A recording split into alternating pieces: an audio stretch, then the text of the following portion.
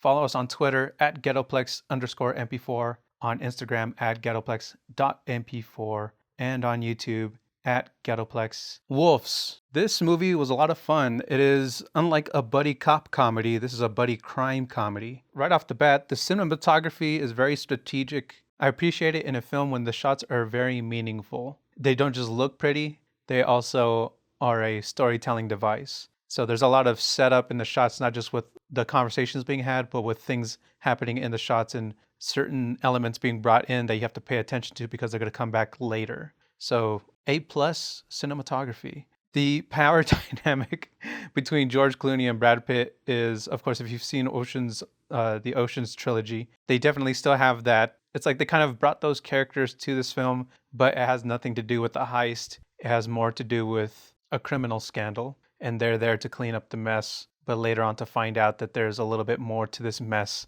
than they were led on to believe. And the film does a really good job, too, of them having this kind of communication issue due to the nature of their job, and they have to be very discreet, but also they're very competitive because they are in the same field. But it's kind of, I don't want to compare it to what I do because I'm not, I'm not involved in criminal work, but as a multimedia designer, if someone hires me to do a job, and then that hustle simultaneously hire some other multimedia designer to do a job, and we're both kind of competing over how the job should be done because we both have our different ways of doing it. That's kind of how this happened in this film.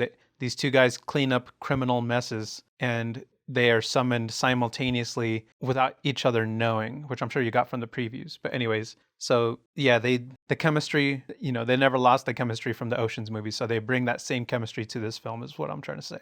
So this is an Apple exclusive movie. If you really want to watch this film, you need to have Apple, you have to watch it on the Apple platform. It's a shame because I had a lot of fun watching this film, and I think a theatrical release would have really been a lot of fun, and I'm sure they wouldn't have had problems with a marketing budget for this film. It feels like I think it deserved an audience, like a packed theater. I can imagine just the reactions from the comical setups that were had in this movie and just everyone having a good time together in a theater watching the movie. But anyways, let's get into the spoilers. So if you haven't seen this movie yet, I would advise you go watch it. Obviously, it's going to be a little difficult because you need to purchase it on Apple, or you need to have that Apple subscription. Or there's a third way you can watch this film, which I won't say, but if you know what I mean, you know what I mean. It's a little Pirates of the Caribbean type situation. But yeah, so I would advise you watch this film before listening to spoilers, but here we go. So there's a district attorney in this town they both work in,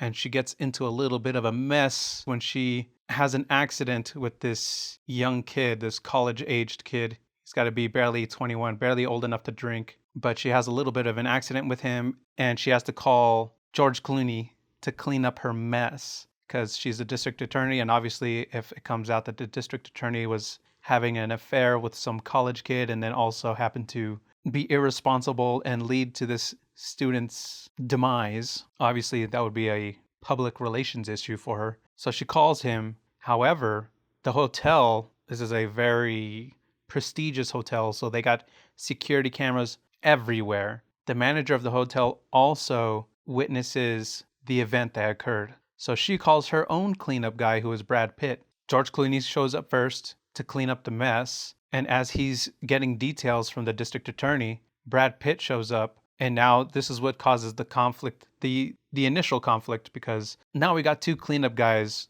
that have to work together, and they really don't want to. They don't know each other, but there's already that competitive nature. Like, who's this guy? I was called for the job. And the other guy's like, well, who are you? I was called for the job. It's bickering back and forth. Anyways, the hotel manager puts them in a situation where they have no other choice but to work together. And it's here immediately we get the dynamic that we're going to get for the rest of the film, this competitive nature and this communication issues between the two cleanup guys. But you see that evolve over time, over the night, because the film takes place over a single night. So you do get to see the chemistry evolve within the few hours that they have to work together. So the plot really thickens as they're cleaning up the hotel and the mess made by the district attorney when they come across a bag filled with a couple kilos of, I believe it's heroin. And now they call the manager again, the hotel manager, and explain the situation has become more complicated because of the drugs. And the manager now gives them the task of finding out who the drugs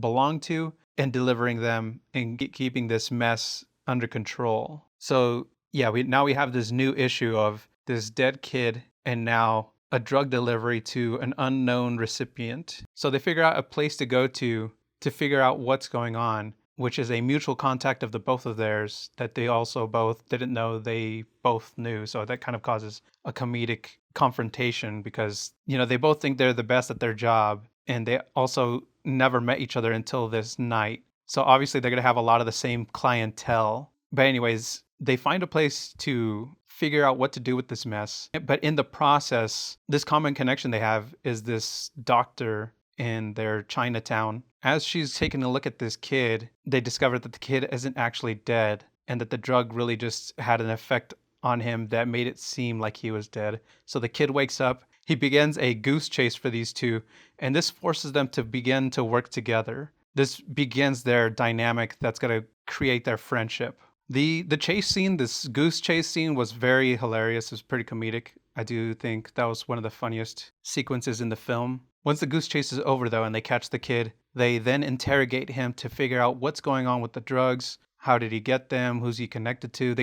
We get more information about what's going on, and this leads them to a client they've both had for a job. They both worked together. This again showing that they're both not as exclusive as they both thought they were, because they have this shared client, but there's a rule that in the line of work they cannot be seen together because it causes trust issues for future clientele and past clientele. So they go to it's like a wedding reception for some criminal mafia family, because that's where the kid has led them to in order for them, or for the kid to complete this drug delivery. He needs further information from this mafia event venue. Here we get an unexpected but hilarious dance choreography scene, which then reveals to this crime boss that these two wolves, Brad Pitt and George Clooney, are together in the same place. So that's what really causes the suspicion for this crime family, because they're like, hey, these guys aren't supposed to be working together.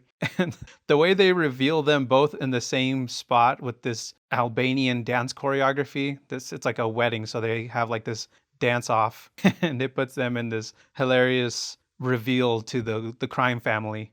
So I think that was probably like the second best sequence was this reveal at the dance off. But they managed to play it off as rivals at this event, and so it kind of temporarily lowers the guard of this crime family, and they get the information they needed from there to figure out where these drugs need to be delivered. And here it is where they get to know the kid a little bit more as well, and they've realized that he's just a college kid.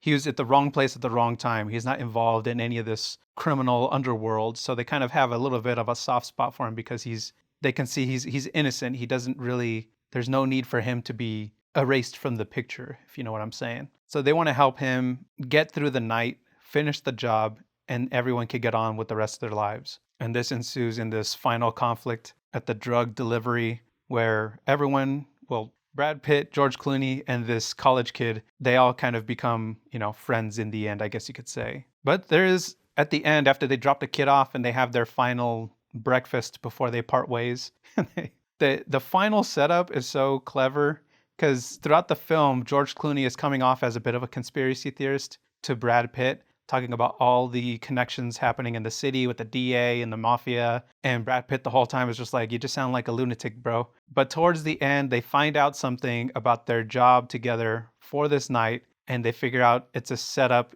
even for them. So even the cleanup guys were set up to be cleaned up themselves. And yeah, that's how they wrap up the movie. They kind of team up together for one last hurrah. It ends on that, kind of ends on this, not really a cliffhanger, but it kind of ends off with you can see they're going out.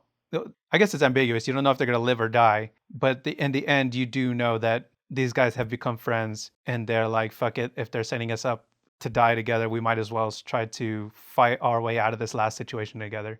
So the film ends with them agreeing, hey, let's work together for this last hoorah. And hopefully we get out alive. And then we run credits. So it's kind of one of those things where it ends, you just think to yourself, well, they're friends now, and I hope they make it out of that situation. But yeah, I had a lot of fun with this movie. So let me know what you guys thought in the comments down below. if you have access to this film, what did you think of it? But as always, follow us on Twitter at ghettoplex_mp4, on Instagram at ghettoplex.mp4, and on YouTube at ghettoplex. See you guys in the next one.